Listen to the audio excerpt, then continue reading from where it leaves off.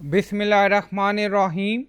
Assalamu alaikum. My name is Hassan and today we are going to remove .php from URL in website. Before starting work, it's my request, please subscribe my channel. Thank you. Now back to our work. Now in URL you see price.php. So if we remove .php and open page, then you see server error 404. So we are going to fix it. Now go to .htaccess file. So we are in code editor. Now paste code and you will find this code in video description or in comment section, and then click on save file. Now you see file save.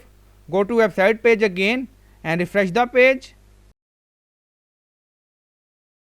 Now you see website is loading fine, and in URL you don't see .php extension.